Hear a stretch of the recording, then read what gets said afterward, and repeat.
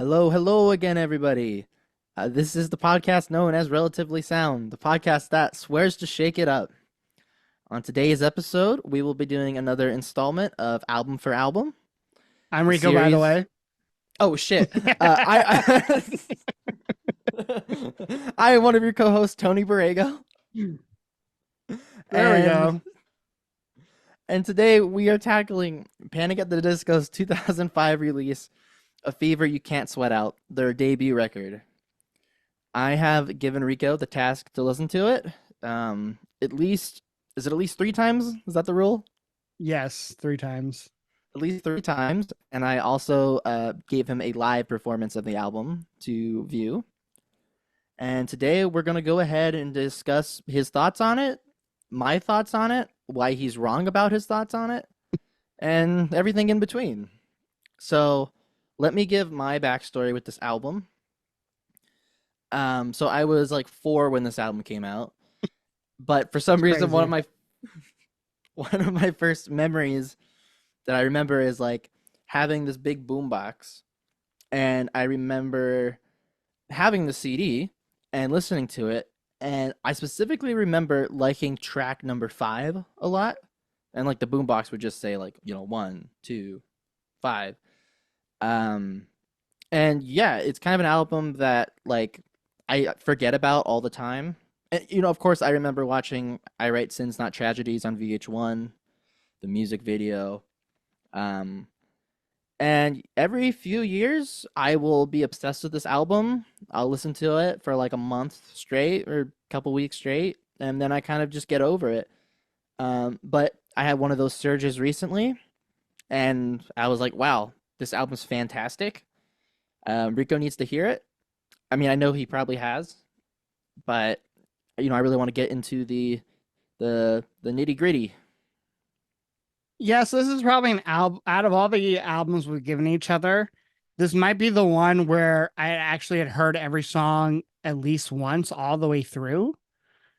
And maybe even some of them more. I mean, obviously some of them more than once, like I Write Sins Not Tragedies. But I remember you getting this CD when we were younger. Like you said, I think it was the music video for I Write Sins Not Tragedies that we'd always see on VH1 when they used to play music videos. And yeah, I remember you getting into them and me not really loving them.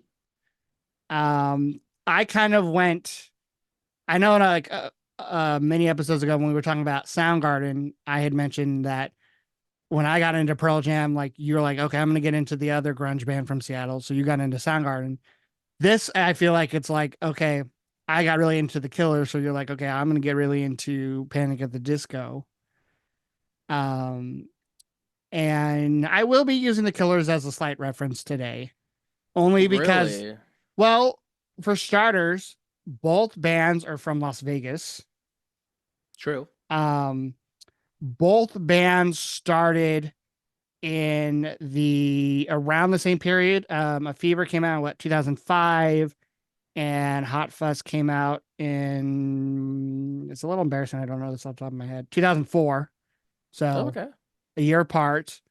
Um, both bands have had, especially like nowadays. Well, I know Panic at the Disco is not really a band anymore, but like the Killers only have like kind of two original members, kind of at this point. I mean, all the original members are still there, but most of the time when they perform live nowadays, it's just Brandon Flowers and Ronnie Vanucci. I know Panic at the Disco, like after the second album, a couple of the guys left. And then Yeah, after I like think it the, also ended up just being singer drummer. yeah, and then after a certain point, the drummer left too. So then it was just literally like Brendan Urie. I think vocally, you maybe could kind of compare the two, Brandon Flowers and Brendan Urie. Um, So I'm not going to be using them as a reference for like every song, and my point isn't to compare them. You don't always have to compare art, but I feel like it's kind of hard not to sometimes. But yeah, they were just a band I never got into, and I actually think it's good that he ended up retiring the name. Whether or not he does music in the future, who knows? But I mean, to keep the name Panic at the Disco when it's just you basically doing, almost solo music. I mean, I know he like probably had other people in the studio performing other instruments, and I know he's like very talented, and like he can play a lot of instruments and write music and whatnot. But um, I just think like it got to a point where some of their music was a little kind of memey. I mean, like, and by memey I mean like meme worthy. Like I know that High Hope song, like people do not like the song. I do not like that song. Um, and yeah, I just feel like a lot of fans, like only the hardcore fans were still like loving everything he was doing. I think if he had changed the title to just Brendan Urie, it would be a completely different story. But yeah, so with this album going into it, I recognize a lot of the songs when I started playing them. And real quick, before I forget, I just want to say that I'm only familiar with this album, and I've been kind of listening to Pretty Odd, their second record, which has a much different sound. A lot of like more like 60s pop influence. So as far as like comparing this to the rest of their discography, we probably won't talk too much about that. Um, Which is interesting because I don't know if we've had too many album for album episodes where you're really only familiar with one or two of the band's output. right, right. Which is important. And I do want to point out that I know some of Pretty Odd. I definitely never heard it all the way through, but I know like some of the singles, like 9 in the Afternoon and whatnot. And I know a lot of the lore, and I know that another reason too I want to kind of compare them to the Killers is because I think there's a big change in their sound from album one to album two. And to me, it seems like the hardcore fans prefer album two when it comes to kind of both bands. I will say the Killers, like a lot of people, there are some fans that who only like Hot Fuss, but I feel like with Panic, a lot of the hardcore fans actually preferred Pretty Odd as Oh, I opposed don't to know. You go on those videos about like with like content from A Fever You Can't Sweat Out, and there are people still crushing over it. yeah, but I don't think those people ever follow them outside of that album. I don't know. I don't know. It's I hard. They're a think if you pretty did a dedicated fan I base. think if you did a poll on their Reddit, I bet you Pretty Odd would be the majority of people's favorite. And I hopefully think. this is the last time we bring up Reddit for this episode. Anyway, yeah, I have not heard that album, but like basing it off of 9 in the Afternoon, it's very interesting how they got from this album to there. Because I'm just gonna come out and say it. I find a lot of this album to be cringe. Um, and in fact, if I can figure out how to do it in the editing, I'm gonna have right here. I'm gonna have a little cringe counter. How many times I say the word cringe throughout this whole episode? But here's the thing: it's did I like absolutely hate the album? No, because I do think hate's a strong word, and I only like to use it for like truly awful music. And like I would say I hate like High Hopes, or I hate anything I've heard of them past Pretty Odd. But like I don't hate 9 in the Afternoon. And I don't hate some of the other songs I've heard from Pretty Odd. And I don't hate there's a couple songs on this album that I appreciated. But my issue with this album is just like they went so heavy for a specific sound that it's not that I don't think they pulled it off. I just think it's like very of its time. And I just think my overall take from this album is I think they try too hard. They were a little too ambitious for a debut album.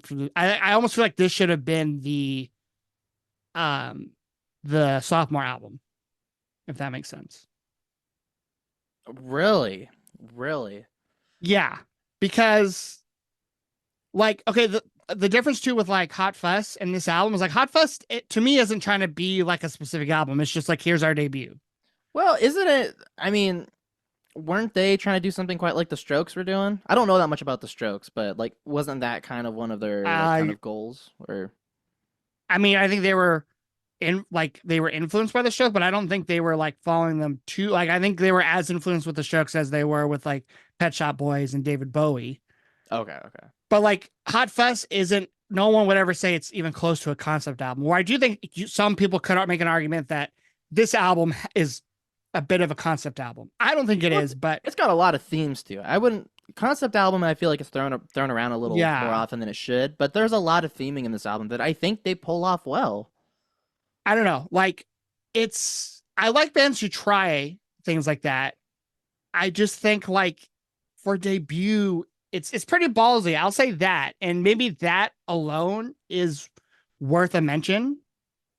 But like there's just some moments where like I don't know, like okay, if you're just looking at the album from almost just like An aerial view. yeah, like first of all the songs for the most part have long ass titles.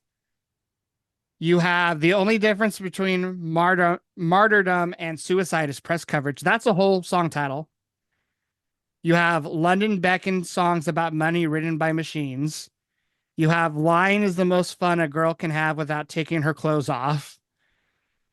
You have there's a good reason these tables are numbered, honey. You just haven't thought of it yet. I mean, there's a goddamn comma in that title because it's almost a run-off sentence if there isn't.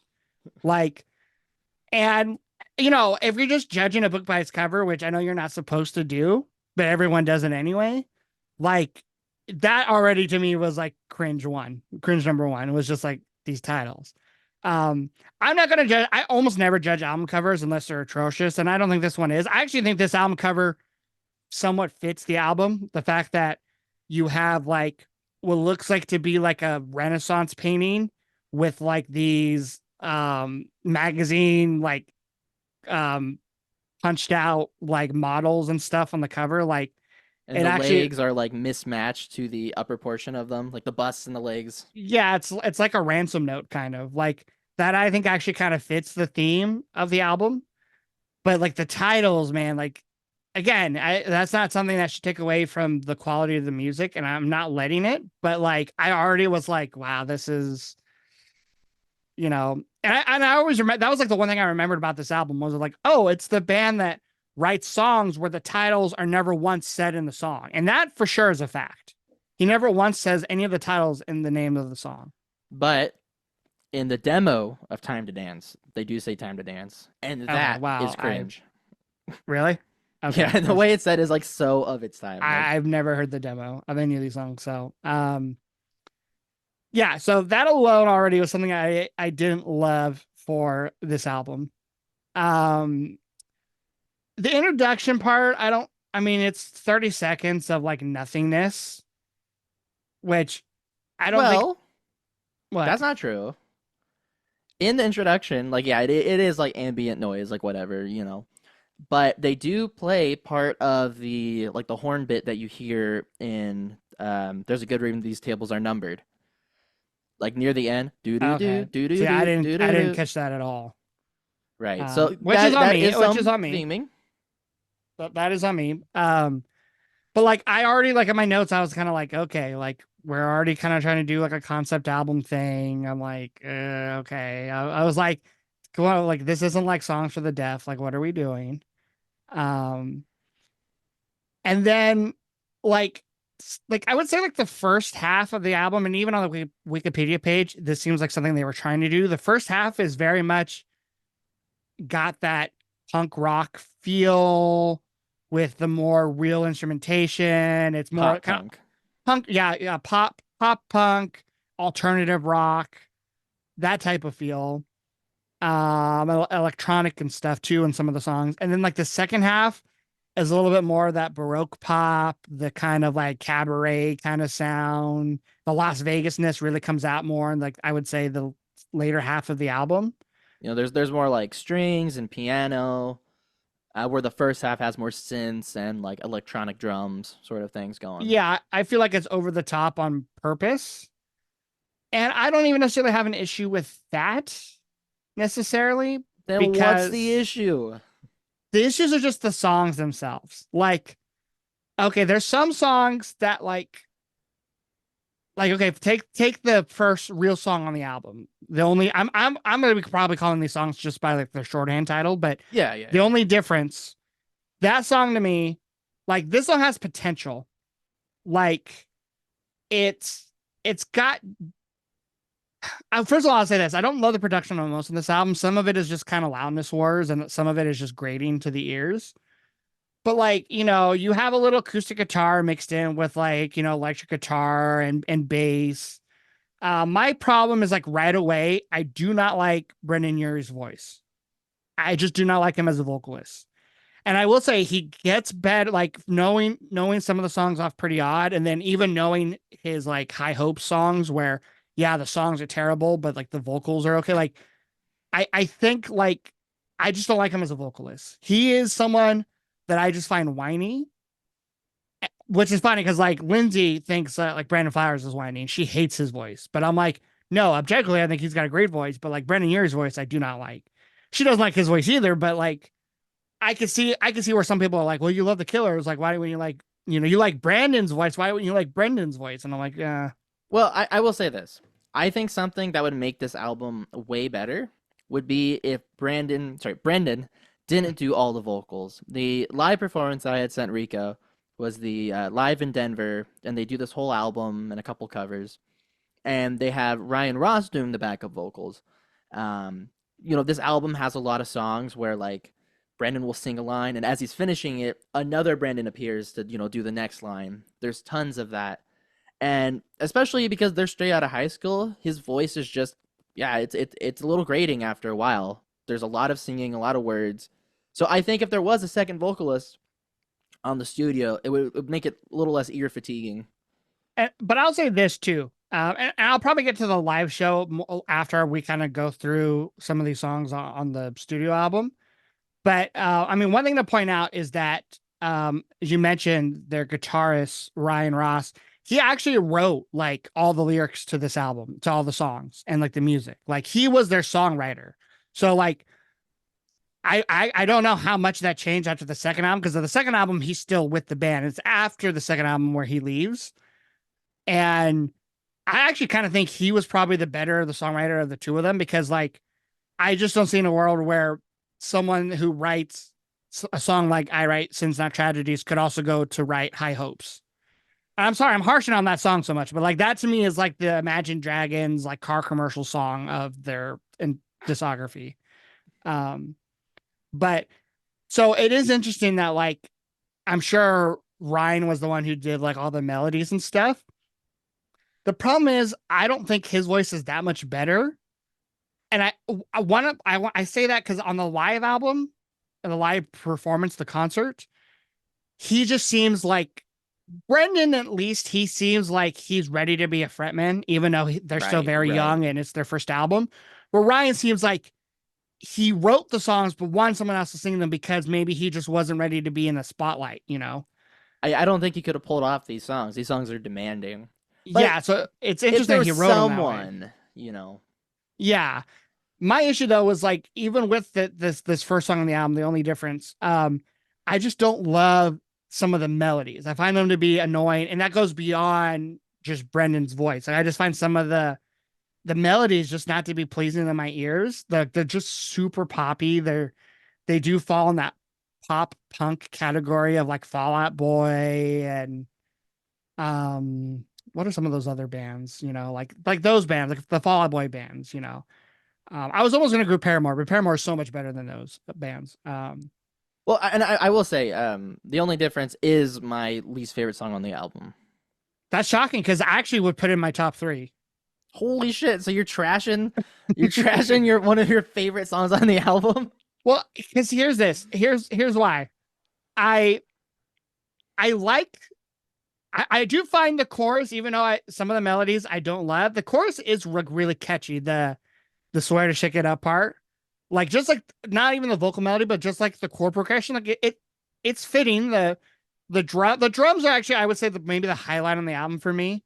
Like even when Drum they're parts not are doing good. something super busy, like even in this song where it's kind of just straightforward rock, like it's always moved the song along quite nicely. Um, and then like so lyrically we get a little weird because like this song, the title and actually some of the lyrics of some of the other songs were inspired by a novelist named Chuck. I don't even know how you go to pronounce his last name. Palahniuk. Basically, he's the guy who wrote Fight Club, which ended up becoming a huge movie in the 90s. The band, or Ryan, maybe not the whole band, but Ryan, he was really into this author. And like that title of this first song comes from one of his books called Survivor. Um, and there's other songs too that I'll get to when we get to them where it's specific references to this author's books. Which I Uh, did start listening to one of the books. oh, you're an audiobook guy. Mm. Well, I'm at work, and listening to 8 hours of music is kind of a lot sometimes. You kidding me? That's like the best part of my day would be if I could listen to 8 hours of music. Well, I mean, hey, I swear to shake it up. So, God. um, yeah, I will say I do think the song does have like a cool acoustic guitar part. Like, I think the chord voicings they use as well as the chord progression is solid. Um, and you were kind of talking about like lyrics and stuff. Starting with some theming here. This song and the next song both seem to kind of talk about kind of the band, like, how would you phrase it? Like, to me, it kind of sounds like, how about the band starting off? Like, Well, it isn't, but that's somewhat of my issue with this song. I agree with you more on the second song. But like this first one, I feel like the whole lyric in the chorus, the swear to shake it up if you swear to listen, that's something like you should be singing on your sophomore album. Like why is this like this is the first song with lyrics on your album, on your debut album, and you're already like telling your fans like, oh, we're gonna keep it interesting as long as you'll listen to us. I'm like, what do you mean? Like this is your introduction. Like I don't know. Like I just find it kind of odd that like you he's find that already pretty like odd. God. There's gonna be a lot of probably jokes in this Well, do you know episode. how Pretty Odd starts? Yeah, that's one of the songs I know, and I actually kind of like that song. Yeah, that song is pretty good. That song is actually probably my favorite Panic at the Disco song out of the songs that I've listened to. Really, We're So Starving. Okay. Yeah, because that's more tongue in cheek. Like that's them saying like, oh yeah, we know it's been a long time since our debut, and like the title, like we're so sorry, starving. Like it's almost like they were about to do the debut album thing where they name songs after lyrics that are not in the song.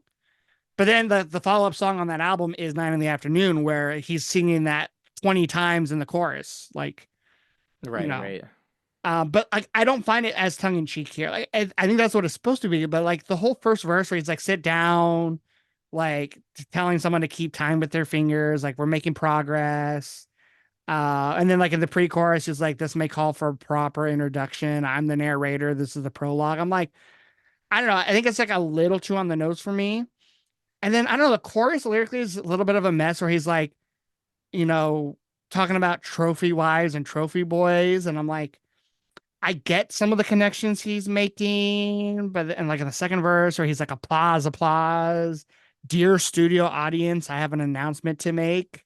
The artists these days are not who you think. Like, I'm like, you can't be making these like social conversations when this is your like debut album and I think this was even their first single. Am I not correct in that? Oh, Um, really? yeah, it predates single wise. It predates I Write Sins Oh, I didn't know that. by a Okay. couple months. So like I don't know. I think it's just a weird introduction song, and like not every like I don't know. It's just too on the nose. Like I don't Well, know. and I will say, to me, like, part of why this is my least favorite is because I think this is objectively cringe. Like, I feel like something can be of its time, but something can also be cringe, like as its own thing. And I think this is cringe, especially the bridge section where the dance beat is just obnoxious. And And here's the problem. I think that bridge is terrible. I agree with you. That's the worst part of the song. And worst part of the album. but like the next song, London Beckoned, it starts off with to me just as much of an annoying instrumental bit as that bridge in the first song. Really? Yeah, I just do not like the synths and keys on the next song on London Beckoned. I do not like it. It just starts off like super abrasive to me. Like not in a sense where it's like because there's other songs on this album where like it's the music like tempo and stuff is more abrasive, but like I don't know. I just like I found it just as annoying as the bridge in this first song. Well, I will say this though about it. I think it's okay here because yeah, it is kind of jarring at first. But this song, like the pre-chorus, like there's space to it. There's like the big, guitar hit, and then he does the panic meet the press thing. I So hate there's like that that part too, space. There's the though. ebb and flow. No, that part's great. No, because I just don't like the like. First of all, he's like referencing their band, and I don't like that. Like I find that cringe, another cringe. But like, I don't know. I just don't. I don't like the production on his voice when they do that. Like, I get why they're doing it, but it just sounds so forced to me. Yeah, I mean, I will say, yeah, the whole self-aware thing is not the highlight for me. But I think I don't know. I think the pacing of the song is done well. See, I think it's all over the place. And I will admit, I am someone that sometimes if a song is all over the like I don't think I could listen to pog music. I don't think I could listen to prog music. Prog music is not pog music to me because I just sometimes cannot get between like so many different moving parts. Um and like I don't know, in the pre-chorus after that panic meet the breast part, like the it's time for us to take a chance, and then like the melody keeps going up. I find that to be like great, like again, grating to my ears. That high note is a little painful. Um, I like and the then melody though of it in the chord. see, I don't like it's just I don't know, it just sounds so much of its time. And not like in a good way, not like when like, you listen to someone nowadays go from like a minor chord to a major chord or reverse, and it's like, oh, that sounds like something from like the 60s or 70s. Like, I don't know, like I find that type of melody I don't know, like I felt like in this first half of the album, a lot of the choruses, like the guitar progressions, just to sound so much of its time, like a Fall Out Boy song or a Yellow Card song. Like I don't know, they're Oh, just okay. How different is it from like a Linkin Park song, right? Like those guitar parts, where it's like these I chord find progressions that are crunchy and like I find new metal to be more interesting than whatever you want to call this. I will admit, new metal, I do find it to also be very cringe, which is why, like, I do listen to some Linkin Park. But I will say, when I go back and listen to Hybrid Theory, I do cringe at some of those moments. But there's still enough standout Like I think Chester's voice is fantastic, where I do not think Brendan's voice is fantastic. Um, and like the chorus on this song on London, like I fucking hate the lyric. Well, we're just a wet dream for the web zine. Like that is terrible. That is again I cringe. I am not even gonna try to act like I have a defense for that. Like it's first of all, like the term web zine is just also I feel like very of its time. I don't think I've ever heard that word used elsewhere, Yeah, like which I is probably a good thing. I and then but then here's what happens. You get an interlude or a bridge. I'm gonna call it a bridge because it like repeats it. Well, I guess that's the opposite of a bridge, but so I guess it is like a repeating interlude where the rhythm changes and you get this like maybe this is like what Wikipedia was calling when they said that this album had doo-wop in it. It's definitely not doo-wop, but it's the closest it gets, I think, to doo-wop, where it has this like ragtime kind of feel, like something like it sounds like the beginning of the Family Guy theme song. Um, and like he starts singing, just for the record, the weather today is slightly sarcastic with a good chance of blah blah blah. Like I will say that part saves the song a little bit for me. Like it makes it not be like my least favorite or second least favorite, because that part is kind of cool. I just think it doesn't fit well in the song, because it's just this isn't one of those songs. There's other songs in this album where they're doing that whole bit for the whole song. And I It's a little get teaser for it. it is, but I don't know. It's I don't know. I'm so mixed on it. There's a lot of things I'm mixed on. Like that's why I'm not saying like I hate everything on this album, but like I'm mixed. Like that part kind of would be interesting, but at the very end of the first verse, he sings something about what the critics would say, and I'm like, you can't be talking about critics, and this is like your first album. Yeah, I'm with you on that. I did notice that, the idea of panic meets the press. Like, I feel like if you're kind of like speculating what could happen, that's kind of one thing. But especially when you're already talking about the critics giving you a review, like that's a little much for me. And I do agree. I do think the song is kind of all over the place. I think they pull it off, but I definitely see I have mixed feelings too. Sometimes I'm like, this is one of the better songs, and then sometimes I'm like, but is it though? Yeah, because okay, I just when you were talking, and I was listening, I promise. I was noticing the lyrics. There's a part when they do that bridge section again, the the weather part. There is a little bit of a doo-wop. They do the oh oh oh part, and I do think that is the most doo-wop this album gets. But it's Okay, like yeah, that's right. it's got the like instead of it being that ragtime feel the first time, it's way more electronic with like the electronic drums and the synths. Well, it And I kind of don't, goes off there though. but not in a good, not in a Yeah, good yeah, way. that's the part's kind of sick. You're like, let him cook, and I'm like, no, he burns it already. He's done for. He's burning and he's He blackened is his lungs. he is cooked. Don't let him cook. He's already cooked. So, Right, let's get the spatula and let's scrape him off. um, but see, I have to consider myself at that point. I should have considered myself lucky because then we get nails for breakfast, Oh my and god. I'm like, this is my least favorite song so far. Like, nails for breakfast is, I mean, what would you consider it?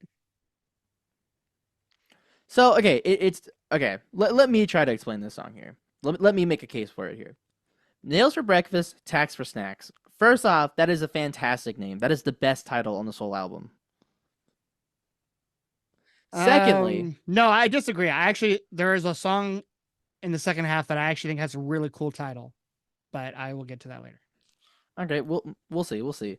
So, nails for breakfast, Tacks for snacks. So it's got a very like a dance vibe. Like it's all like on the offbeat, very electronic, and there is auto tune on the verses and a lot of it. Some of the you know the standout things for me is it's got a pretty cool drum beat. It kind of reminds me of Making Plans for Nigel from Ecstasy. Not exactly, but it did make me think of that.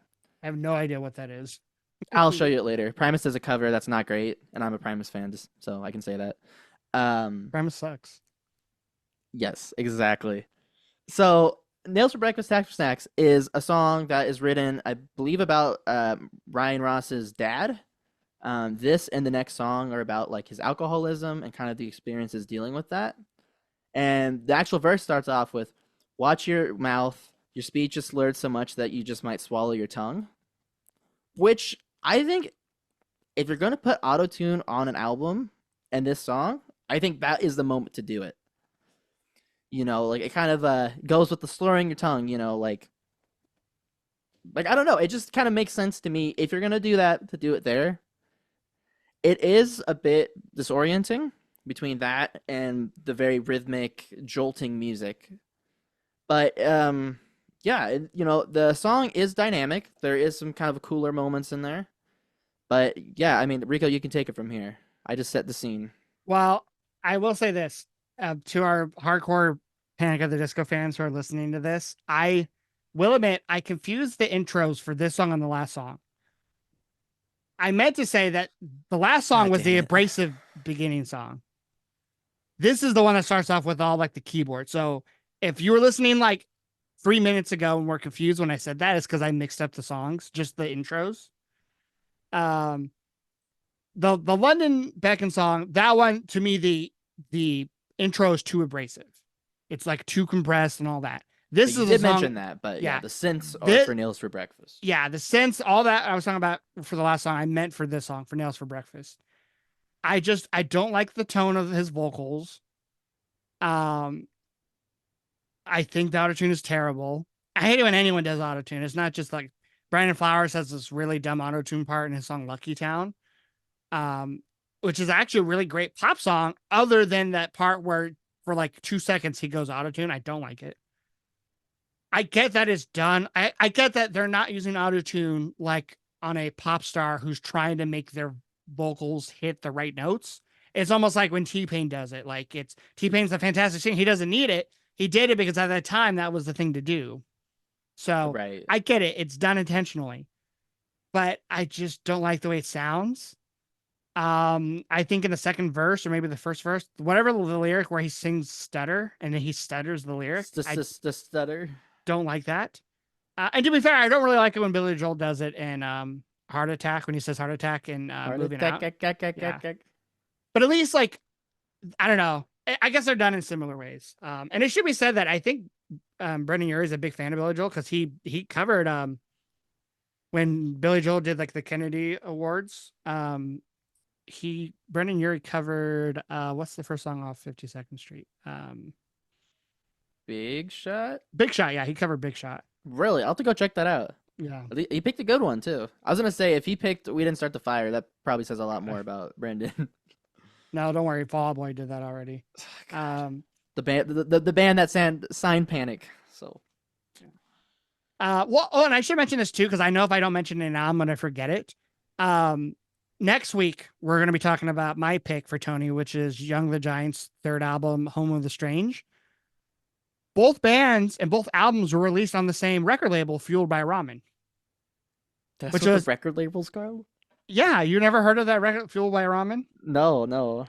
Now, Young the Giant isn't on Fueled by Ramen anymore, and I think Panic was maybe on it for the entire run. I don't know, but that wasn't the only reason I picked Young the Giant. I picked Young the Giant because they were kind of a band that we haven't talked about too much.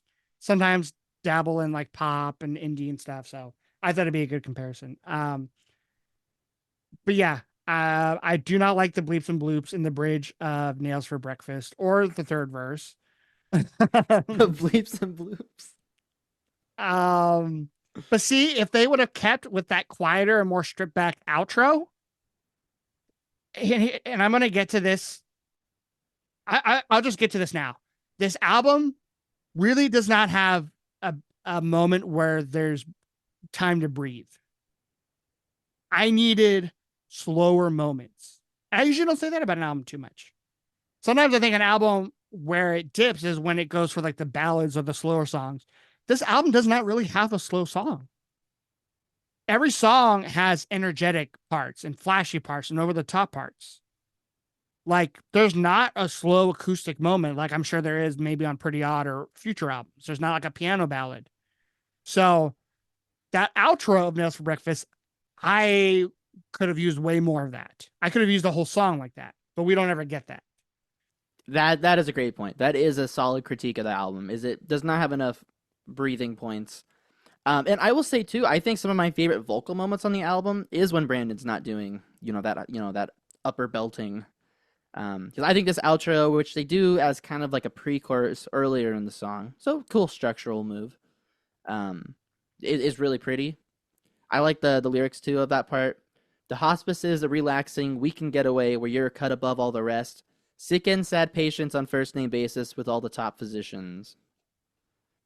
I think I like that. Yeah, and since you mentioned song structures, I will give them this. Like, there's not, I would say, boring moments on the album. Like the album, every song has somewhat of a different structure. I would say a majority of the songs don't follow verse, chorus, bridge, chorus, outro. Like a lot of them have different interludes and a different outro than the beginning and stuff like that. And that I can appreciate. But I will say the one song that doesn't do that, that doesn't have as many moving parts, is the next song. Kamas, how do you pronounce it? Camisado? Camisado? Pretty sure. So kind of that this song kind of goes against what I just said, but this song is by far my favorite on the album. Yeah, it is the best. Like this is the one song that I'm sorry, I'm not going to be going back to this album. Was what number 5? Number 5, the one on my boombox that I liked. Oh yeah. I thought you said Mambo number 5 for a second. A little bit of Monica in my life. Yeah, no, this song, like, first of all, it starts off with some cool electric keyboard. It has an interesting, just the keyboard part has got interesting like progression. His vocals are like, they're reined in, and you kind of get some more textures, I feel like, than when he's just doing his belting. Now, I will say this, when they go right into the verse, you kind of go back into the him shouting and the music being abrasive, and it's still super over compressed, but I do like the melodies more of what he's singing. The song just has a more serious undertone, and that's because, like you mentioned, this song is about the guitarist Ryan's father, who was an alcoholic, and this song just lyrically too has lyrics that just hit harder because they don't sound like they're trying to be funny or, trying to be silly. Clever. Yeah, like he's singing about IVs and hospital beds.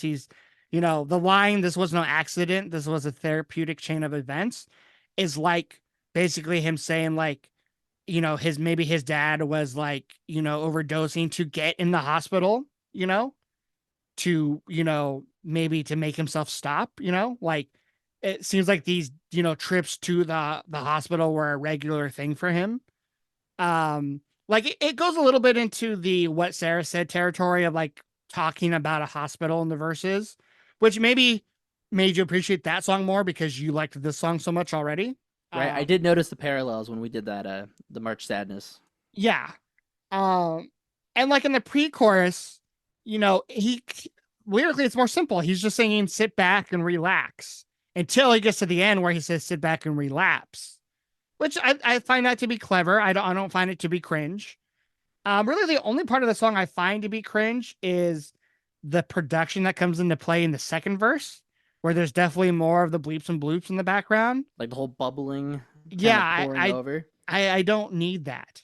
I Okay, don't. no, hear me out though. Hear me out.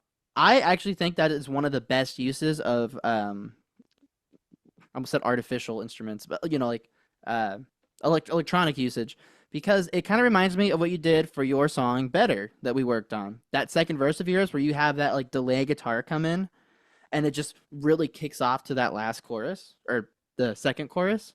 Like it kind of reminds me of that effect here. Like there's a space and then the bubbling pours over and chorus. But imagine if I did that with a really like farty sounding tremolo pedal. Like it's to me, it's not necessarily what it's trying to accomplish that I don't like. It's the tone and actual sound of it that I don't like, if that makes sense. It's a little throaty. It's a little throaty. It's just a little bit of his time.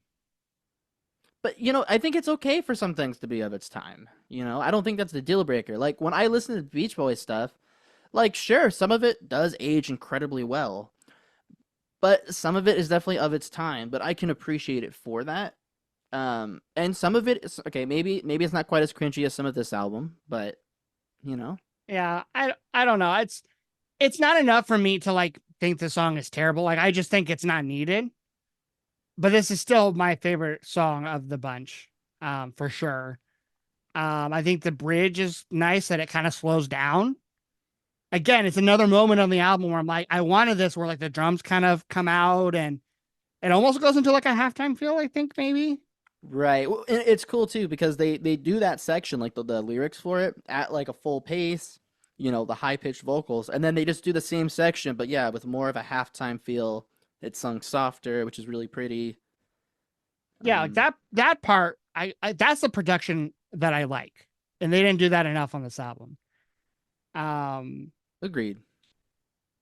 and then like um I hate sorry, go back to something I don't like. The first post chorus where he sings the really high falsetto part. I don't like that part whatsoever.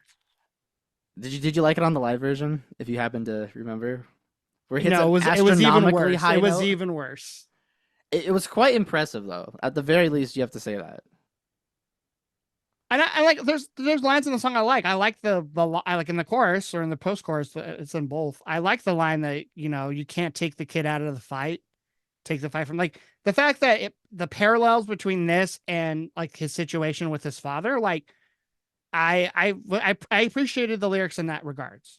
So like this is a song where like not everything was hitting 100 for me, but like this is the closest that it got to on this album. Where and it ends just as good as it begins with just him and um the electric keyboard. Right. So yeah, For this me, song by yeah, far this was the is my best. favorite as well. Yeah. Um, I will So, say that this next song, it didn't leave too much of an impression on me. really, and I believe this is the band's first song. I believe I read that. Yeah, I think I wrote that in my notes too. Um, I just feel like with Time to Dance, which is the next song, it felt like it was trying to copy the last song too much. To me, it's just like a worse version of the song we just heard. Really? which makes you think I would like it more because it's more in the style that I think is fitting for the band, which is the more aggressive rock. Because that's the thing with the last song. There are times where his vocals, like where he's like the sit back, like that. I felt convinced. I'm not convinced with some of his other vocal work. And on Time to Dance, like I don't know. I just don't like the whole call and response with the when I say shotgun, you say wedding, shotgun Yeah, wedding. that's cringe. Yeah, that's cringe. Even the way the song begins with the she's not bleeding on the ballroom floor, I'm like, okay, you're talking about bleeding again. In the last song, you were talking about hospitals, like but now we're bringing back the ballroom aspect of this album again. Well, okay, I will say Fashion magazines, like this one is definitely inspired by the audiobook that I started listening to, The Invisible Monsters. It's just yeah, called the that Invisible book by that Monsters. Chuck guy, right? The one who wrote Yeah, Fight Club. Mr. Yeah. Check.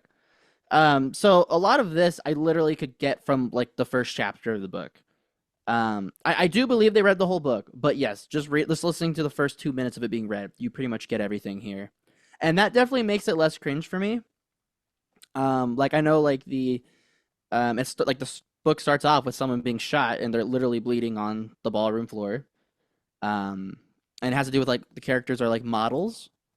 So the whole fashion magazines and the best part for me is the give me envy, give me malice, give me your attention. Because in the book, the like the main character is a model and she has her face that got damaged in a car wreck. Like the glass got shattered by a bullet hole, and so she can't even talk properly, and so she's disfigured and everything. And so the character expresses their like thoughts partly, by thinking about when they were modeling, and the photographer would be like, "Give me envy, flash. Give me malice, flash." So like that's how like she's like thinking about her feelings and stuff. And so hearing that in the song now is pretty funny to me. Um, But see, the so problem with that is that everything you just said is way more interesting than the song gives it credit for. The song like dumbs it down in a way, I feel like. And I get it. You can't if you were to retell the story in the exact wording, it would just be it would what's the word? It would be plagiarism, right? But or a a retelling, I guess. yeah, but and I really like usually when bands like will songwriters will mention specific books or characters, but sometimes it could come off as I don't know cringe. Like for example, on Pearl Jam's, well, technically their most recent album, but in a couple weeks that won't be true. But on Gigaton, there's a song where Eddie Vedder sings "Thank You, Bob Honey," and I'm like, what is this? Who's this person? And I looked it up. It's like a character from a book that Sean Penn wrote, because Sean Penn's is friends with Eddie Vedder, and um he wrote a couple fictional books that people hated, like just said the writing was terrible, the stories were terrible. But I don't know, Eddie Vedder's is like such close friends with him that like he was like, not only am I not going to say they're terrible, but I'm going to name drop it in my song. I'm like, why are you doing Jesus this? Christ. Is this Okay, just to that like pat him on the back? that Uh, is it painful. does sound like this author that we're talking about, this Chuck guy, is a much better author than Sean Penn. But So Aubergine Dreams is like the eyeshadow. Um, Boys will be boys hiding in estrogen, like someone's taking estrogen pills in there. So yeah, I mean, I haven't finished the whole book, but maybe halfway in it. And even then, I guess I don't really even know exactly what they're going for lyrically with the song, other than kind of just using some of the imagery, which isn't necessarily a bad thing. Um, but yeah, I will say this too, and I mentioned this earlier, like the drumming on this song, I do really like the drumming that leads to the chorus. And I will keep saying that I think the drumming is the best part about this album. It's not so well done that I'm like, oh, this is one of those albums that if you're a drummer, you should listen to. Like, I don't want to go that far, but like, Bryce liked it. okay, well, Drummer right there. yeah. The guitars for me just a lot of the time don't do much. The bass work only is I feel like noticeable in a couple songs. And I was reading up on this album that like the bassist like left after the album was made, and he claims he wrote a lot of the songs and then the band didn't give him credit for it. So it's kind of a gray spot, I think, for the band when it comes I, to th- their first basis.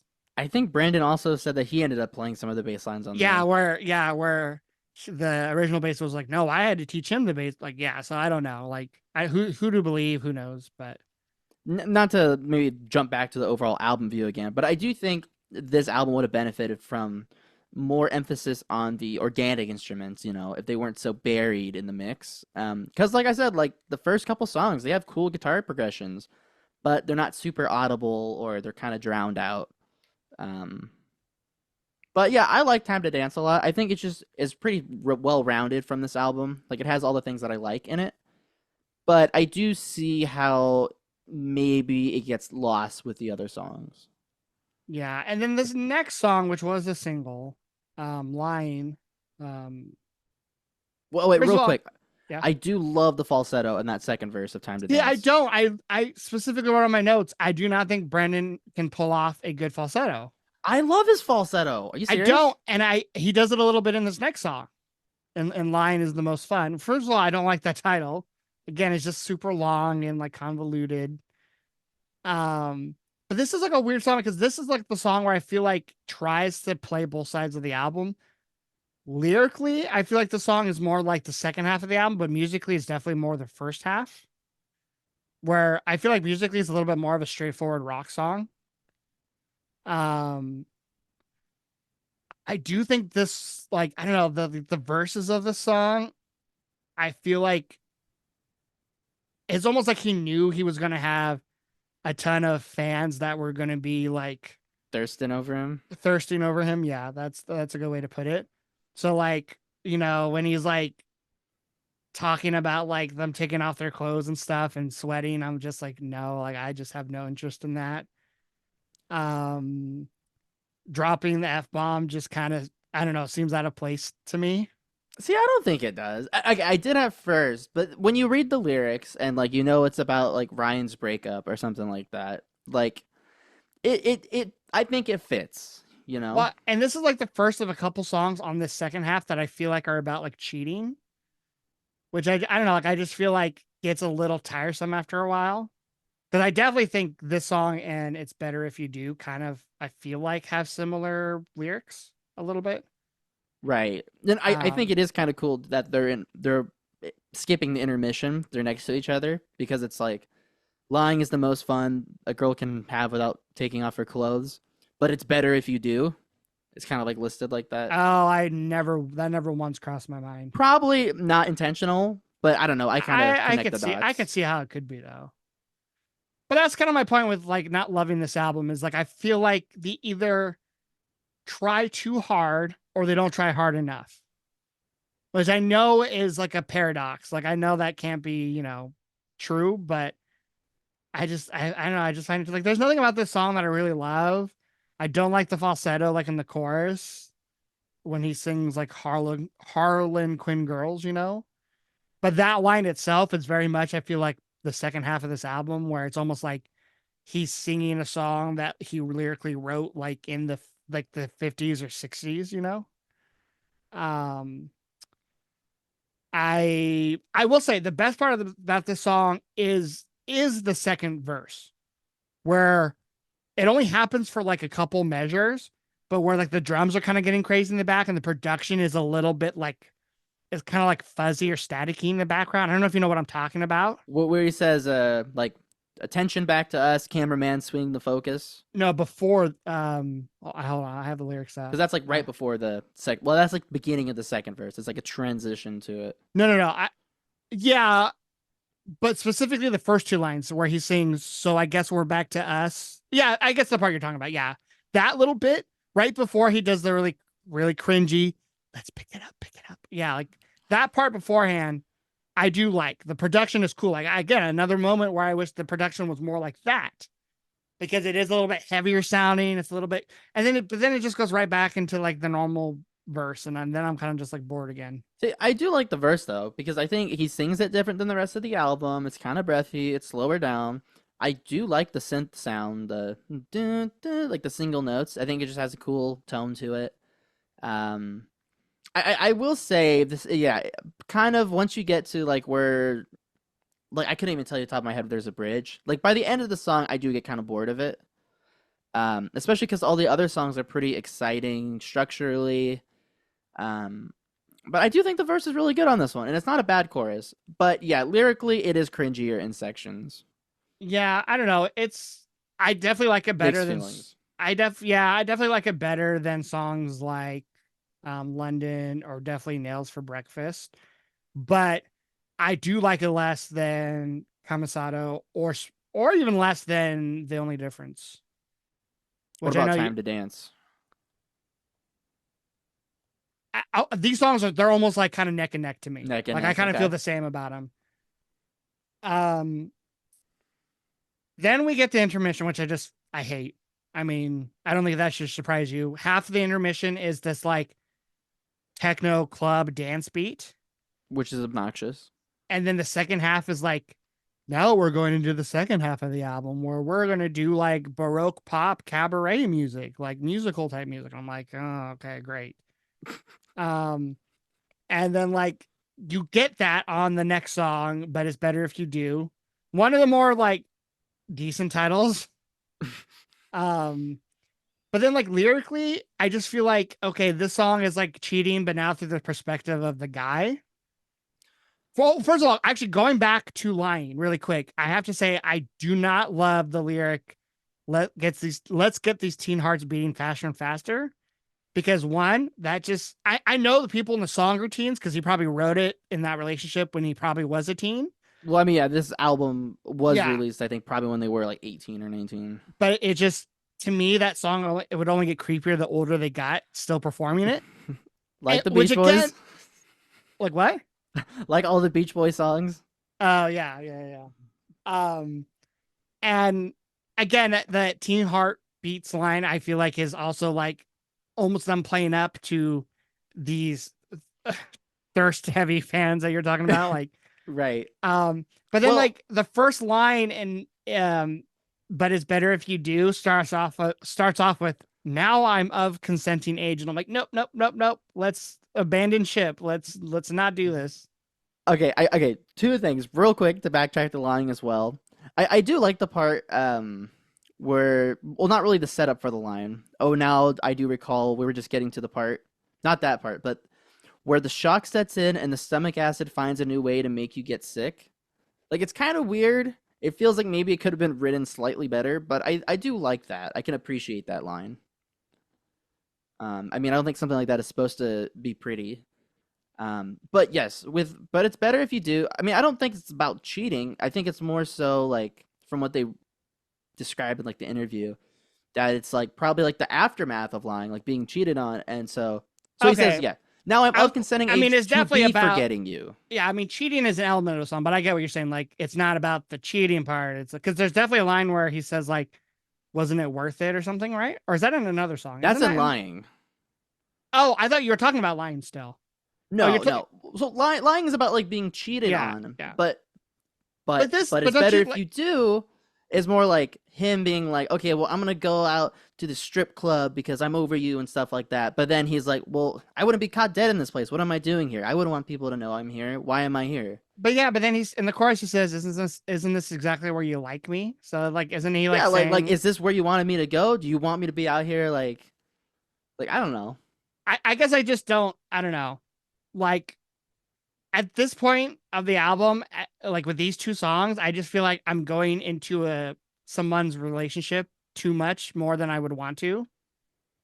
Like I don't Okay, know, but you I just don't love the whole like backdrop of the song, him being like in a strip club. Well, but see, like they're making it classier because it's he's in a cabaret and it's a burlesque queen. It's not a strip club with a stripper, because they're in like the 1960s. Like right. They're setting a scene. At least it's a little more. There's a little more imagery but here. I don't know. It's just so over the top. And I get it. That's the It Las is. Vegas. That's It the Las is. Vegas and them coming out. And like, yeah, the Killers have some kind of dorky Las Vegas songs. Brandon Flowers has a song called "Welcome to the Fabulous Las Vegas." Like, yeah, it's dorky, but I don't know this song where in the chorus she's singing about lap dances. I'm just like, I don't need this. Like, I know, but I will say I like the melodies more in the song. The chorus is very catchy.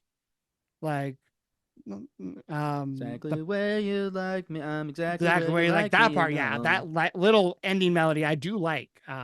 It is catchy, and he's singing it. Not he's not belting it and screaming it like some of the other songs. Right, right. Um, and the drumming during the bridge is very cool Yes, yes. because they're starting to do elements for the next song, "I Write Sins," which is obviously like their biggest song, probably still of today, probably their biggest song. I mean, I think technically High Hopes like did way better on the charts somehow, but like yeah, I mean, but here's the problem: like I like the musical bits in the bridge more so than I like it in I Write Sins. And I'm not going to talk too much about I Write Sins because like I just don't have a I don't lot know to if say. it's Like needed. I I never really loved I Write Sins. Like if I Write Sins is their Mr. Brightside, like I'd take Mr. Brightside any day of the week. And I don't even think Mr. Brightside, I don't even think that's in the top 5 best songs on Hot Fuss. But like I Write Sins is just I don't know, it's a little too dramatic for me. Yeah, I mean, I totally get why I really loved it as a kid, and I get why people do like it. I think maybe it's just simply I've heard it too many times, but I will say listening to it after, but it's better if you do like through the album. I think it is a lot better than just on its own. I do like the elements more when it's used in, but it's better if you do. But I don't think it's a bad song. I think it's solid, but I think the story doesn't really interest me as much. Like at least I feel like with Lying and But It's Better If You Do, it's like connected and it feels maybe a little more personal. Where I Write Sins is kind of more like Time to Dance, but with a less compelling story. I feel like for I Write Sins, maybe it's just because I watched the music video so much that I just associate the song with the music video so much, and I just find them both to be so over the top. Yeah, like him with like the eyeliner and the big hat and the red, like that's a Yeah. look. Yeah. So here's what I'm gonna do. These next 2 songs, I constantly thank God, and there's a good reason. Again, just songs that I don't have a lot to say. I constantly thank God. The most interesting part about this song is that the title was inspired by a guitar brand called Esteban. And like apparently like they had seen some like really phony infomercial for it. So that's where the name Esteban comes from.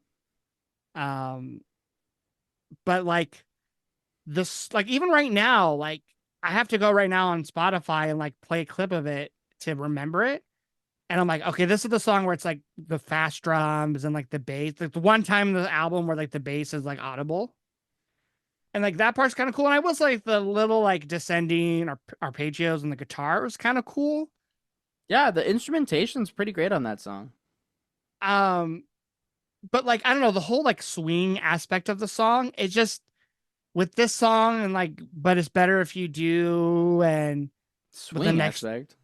like I not swinging like the musical sense, but like Oh, just that like Las Vegas kind of sound.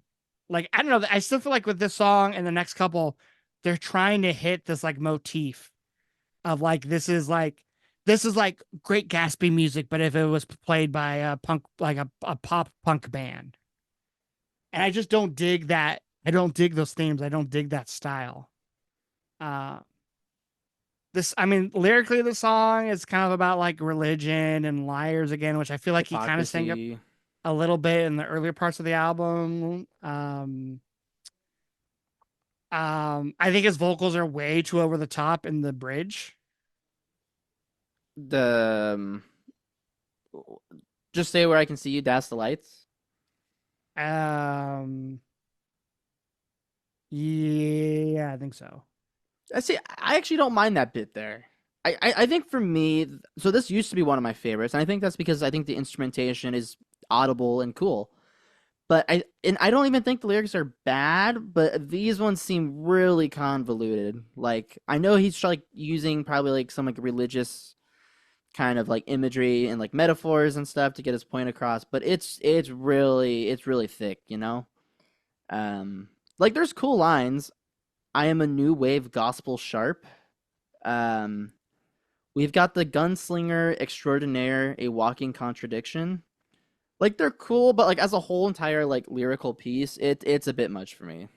I'll say I like the instrumentation actually a good bit for the verses, but I do not like it whatsoever in the chorus. That's where it feels really gimmicky to me. And that's where the genre blending does not work for me. I'll respect that. I'll respect that. Yeah, I guess well, but there is cool things about the chorus to me musically, but as a whole, sure. I mean, and this has like this song has probably the only guitar solo in it True, near the end out of the chorus, and it's a pretty bitchin' one. but I don't know. It's like when the song ended, I was like, can we actually end on like a ballad? Like you'd almost never hear me say that, but for this album, I'm like, can we end on a slow song? So then when you get to the next song, when you get to the worst titled song, which is "There's a good reason these tables are numbered, honey. You just haven't thought of it yet." Like this one is this is probably the most gimmicky sounding song, Yes, which I don't think makes it the worst, but it is by far the most gimmicky sounding. but at least it's like such a gimmick that like it's not even that it aged bad that it sounds gimmicky. Like at least you know they're trying to be gimmicky. Whereas some of the other parts of the album, you're not sure if they're intentionally being gimmicky or cringy. Like this would be a good song when you like lose 2 grand at like a slot machine, but um I don't know. Other than that, this song is like I just feel like it's trying to be super flashy. Um I do the song does make me believe that this band is the new Cancer though. I will admit that. These jokes write themselves. Well, that is a pretty good joke. I'm not gonna lie about that. But I will say, I this was also another early favorite of mine because the instrumentation is flashy and it's convincingly flashy. Like it's good. Lyrically, it is one of the more interesting songs as it seems to talk about someone who's like showing up to some event. I mean, I don't know. This whole last half of the album takes place in some fancy time. And he's like outdoing everyone. They're dressed up better than everyone else. They're spiking their drinks and lacing their cigarettes. Like, I'm not quite sure, what the goal was of that narrative, but at least there is some storytelling happening, and I can appreciate that. Um, it's hard to say which song in the album's the wordiest, but I think this would be the one. But I will say a lot of these wordy lines are memorable. When you're in black slacks with accentuating off-white pinstripes. And then my highlight for me is the second verse, um, where he says, "Talk to the mirror, oh choke back tears, and keep telling yourself that I'm a diva." Like that's sick. That's a highlight lyrically for me. The first lyric you mentioned sounds like it should be from Mr. Popper's Penguins. And then like the second lyric sounds like it could be a modern day lyric about Kanye West. Like I don't know. I don't buy either Well, line. I don't know. It's like I don't know. I feel like these lyrics at least have a little more. I don't want to say more purpose to them. They don't like annoy me as some of the other lyrics on the album, but they don't I don't know, they don't do anything for me. They don't make me appreciate the song more. The only thing that makes me appreciate this song more is the horns. Yeah, the horns are great. So great that you didn't even recognize them in introduction. Yeah, that's true. But yeah, I mean, I will say, yeah, this one, like, other than like the comedic response I have to the "I'm a diva" part, this one isn't really emotionally hitting, but I think it's flashy hitting in a good way. But yeah, yeah, it's hard to kind of rank a gimmicky song on an album. Then we get the final song, which I think actually has the best song title, which is "Build God, Then We'll Talk." Um, I Yeah, was actually it's a good one. I was really excited for the song because with that title, I was thinking we were going to get some like more introspective, slower song. Like I didn't think it was going to be about religion, but I don't know. Like I just from that title made me think it was going to be more serious, maybe more somber, maybe more again more about because none of these lyrics, except for like okay, I will. Let me rephrase that because I was about to say something that is not true. Besides the 2 songs about his father and the 2 songs about his relationship, the rest of the songs just seem either like made up stories or them introducing themselves as a band, which to me is cringe. right? Or lyrics to fit like a Las Vegas a theme, which is a little cringe too. So I thought with this song, just based off the title, we would get something different. And I thought we'd get something slower. And it kind of starts off like it starts off a little bit moodier.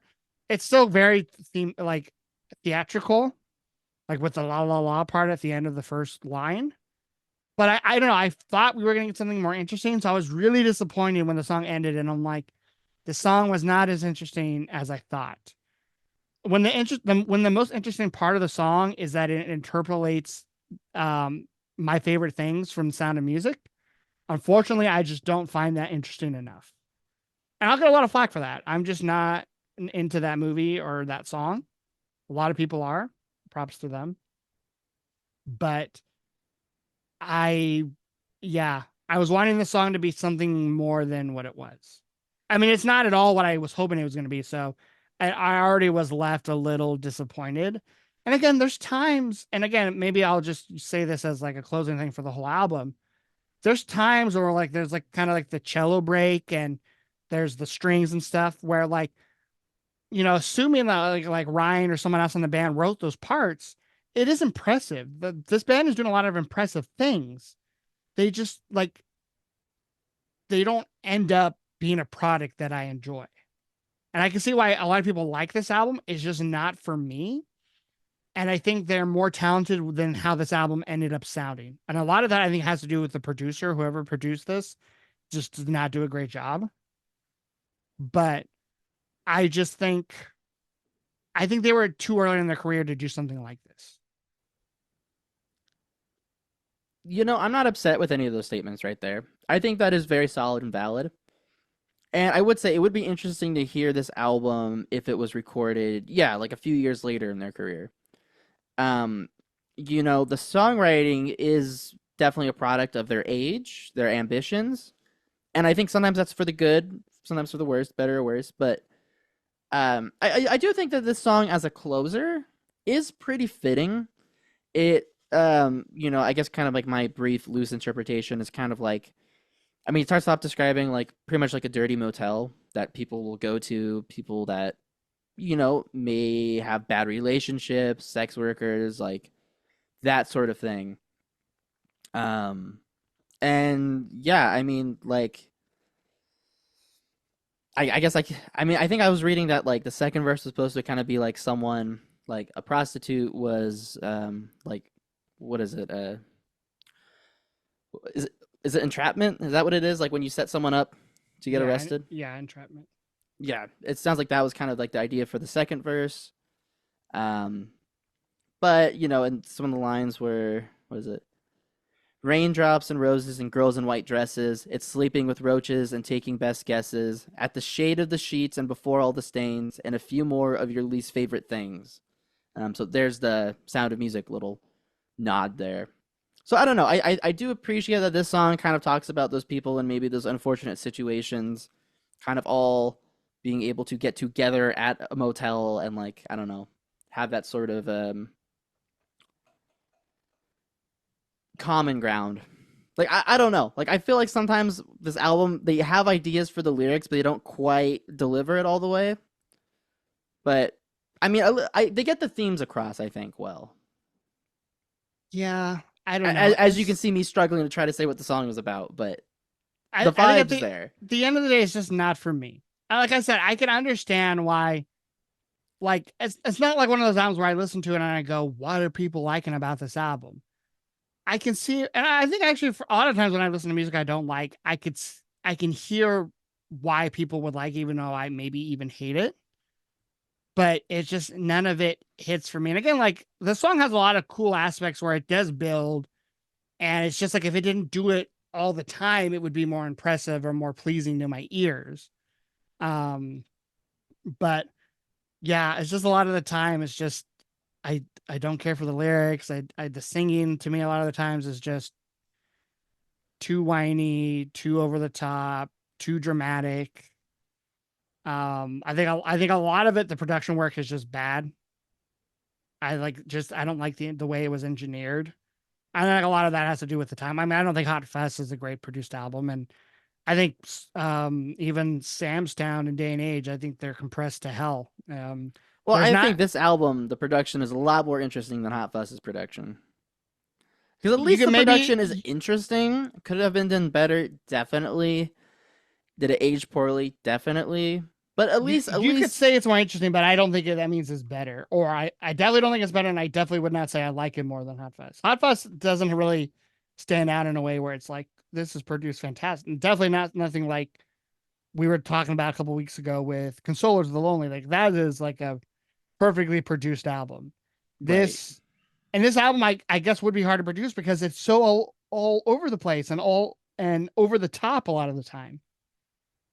And I get that's what they were doing, but I almost feel like I don't know. I feel like when they released this album, they were probably like this super fresh sounding, but to me, it's just a lot of pastiches from music from a different era, while trying to keep it modern sounding with the bleeps and bloops and the pop punk power chords and stuff.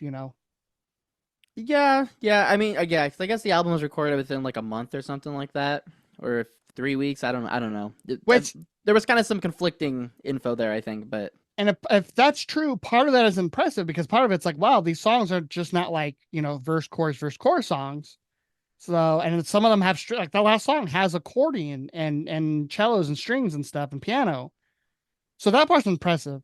But then when you listen to like some of the lyrics and when you listen to some of the melodies and the hooks, it's also like, oh, you guys could have spent more than a month on it. Like if you would have spent that extra 2 weeks, it might have sounded better. I can at least appreciate them taking some risks though with things. Whether or not they knew there were risks at the time, I mean, whatever. But I do appreciate like that there is a few misses in this album, or in your opinion, a lot of misses. Yeah, I mean, Um, to me, the only like non-miss was track number 5. yeah, let's call it track number 5 for now on. Yeah, so that's how you introduced it earlier. Yeah, track number 5 is an absolute banger. Like that song is great. And I mean, I definitely like a lot of the songs on this record. Would I listen to all of them outside the album? No. And honestly, I would probably listen just to that live version of the album more because I like the two different vocals. And here's what I'll say because I was gonna bring this up before we end the episode. And I that's what did made me appreciate this album a lot more was the live performance. see. Unfortunately, I couldn't get there. I listened to it twice, and I'll say this: there were some moments.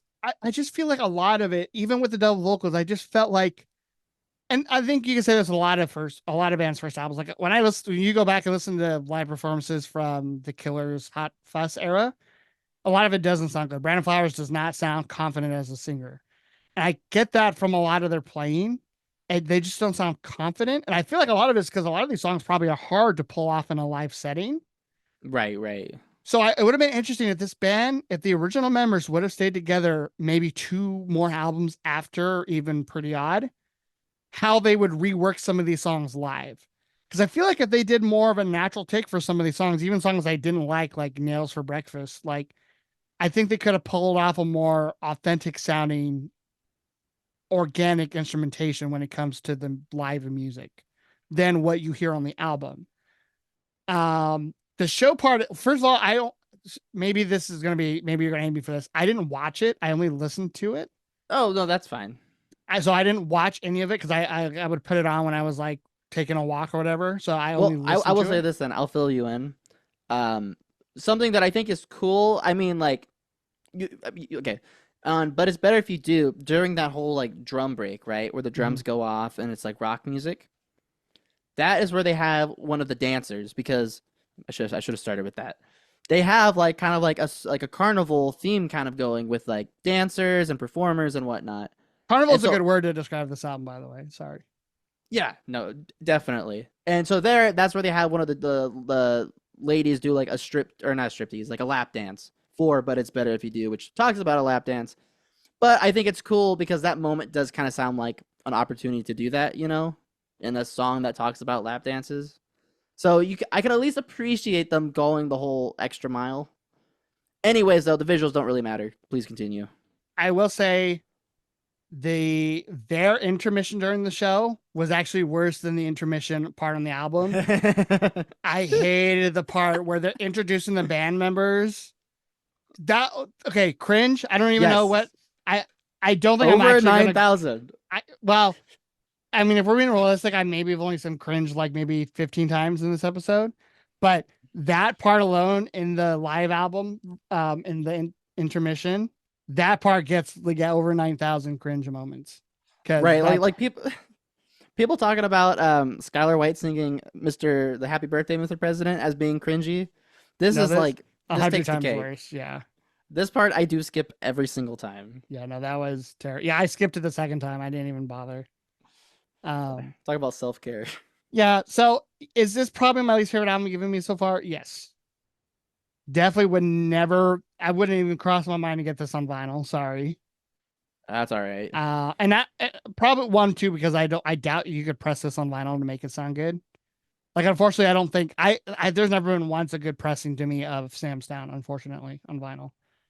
Just the way that it was mixed and engineered. But, and I think it's even been remastered and I think it still sounds not great, even though I think the songs are 10 out of 10s every song.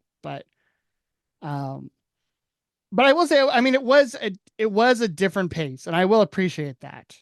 And I see why you would go back to this album, like when you're getting tired of listening to the same old like Elliott Smith songs or STP songs, even Soundgarden. Like I could see why you like want a different color in your palette. You know, like that I understand. This is And just that's not kind a of this is just not a color I would ever choose. it does go back kind of like I was saying. Like this album, I get really into every few years. And because I think in a bubble, like you go back into that time, you don't think about how it's aged and everything. I think it is, yeah, an impressive album, but also a unique one. There is a lot of content squeezed within what, like the 35 minutes it runs. Um, It does feel longer than it is, I think that's because there's so much going on. I think that is why. which I think I is do to his admit detriment a lot of the times. Even though that's I think why you like it, which I understand. It's right why I because they're dislike like it. I don't know. The songs are interesting. They all have different structures. I don't know. I think there's a lot of good, but yeah, it's not a perfect album. Like if I were to rate it, not thinking about the cringe factor and how it's aged and stuff, I would honestly probably give it an 8 out of 10. There's a lot of like a lot of different themes on the album. There is kind of the two sides to it.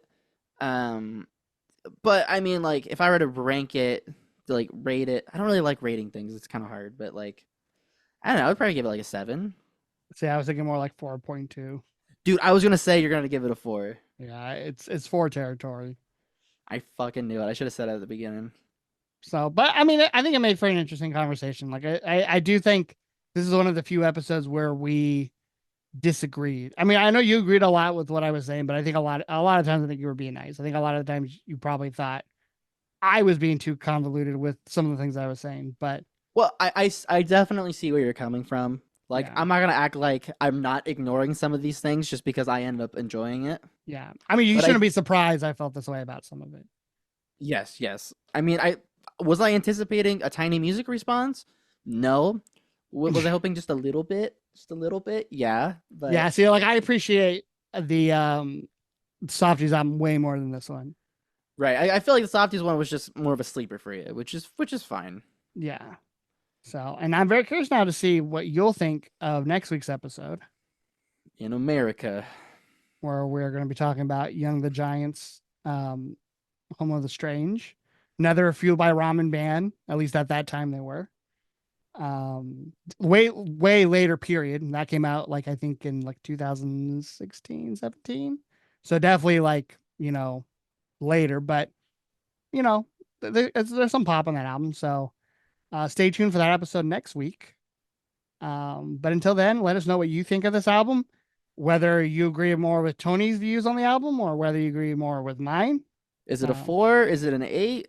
yeah, what side of the scale are you on? And yeah, and but until next week's episode, we hope you take care and you'll be hearing from us soon. Bye bye.